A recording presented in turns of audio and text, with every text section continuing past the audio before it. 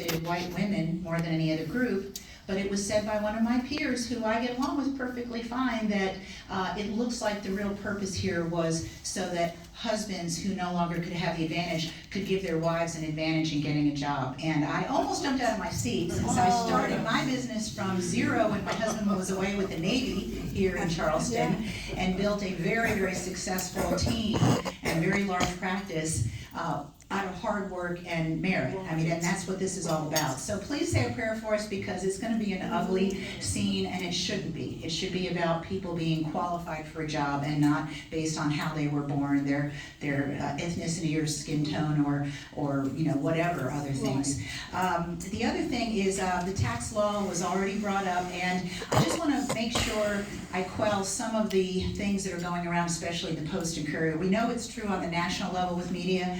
How did they manage to take the one thing that could possibly be twisted, turn it around and make the whole thing sound bad? They do that with everything that President Trump and Elon Musk are trying to do. This cut in rate is going to be earth-shattering. It's going to be a huge change for us as a state.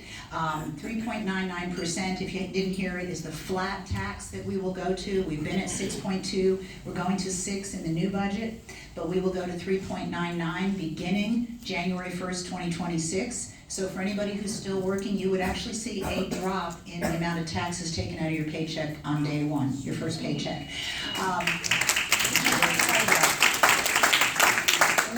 Some of the really big impact will be is being able to attract companies to South Carolina without necessarily having to do all these big incentive packages. That's huge. Just the fact that we will be under North Carolina and Georgia is a tremendous advantage for us, and the fact that our tax code will be much, much simpler, because it will no longer go off the federal adjusted gross type figures. It will be based on your income. I would love for everybody in here, my email is kl@kathylanding. Take a look at your tax returns, since it's that time of year. You probably just had them done or are about to have them done. And take a look at what your taxes were to South Carolina based on your income. And I'd like to hear from anybody who will tell me, gee, my taxes are going to go up based on this change. Because I know I've already looked at ours, and I'm trying to look at people at various income levels. And I want to know, because we're not changing anything about things that were exempted, like if Social Security, of course, and people with different types of pensions, like military. All these things are going to stay the same. The only thing that's changing is we will not be using the federal tables where the adjusted, standard deduction.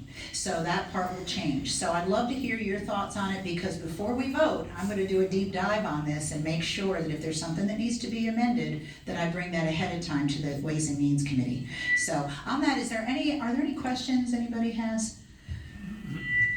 We did pass a couple important things that are going to be heard in the House. One is drug-induced homicide. It was called, this version's called fentanyl-induced homicide. We did pass that out of Judiciary. I sit on Judiciary now. We passed that last week. I believe we're bringing it to the House this week. And there's a lot of other really important things we've passed. Oh, we passed one last week that was out of my subcommittee that was for if you buy a weapon, that it cannot be tracked financially, and only if someone has any kind of a record, in which case they probably can't buy it anyway. So that was something for privacy reasons. So there's a lot of little things and a lot of big things too. All right, well, thanks so much for your time. Yeah.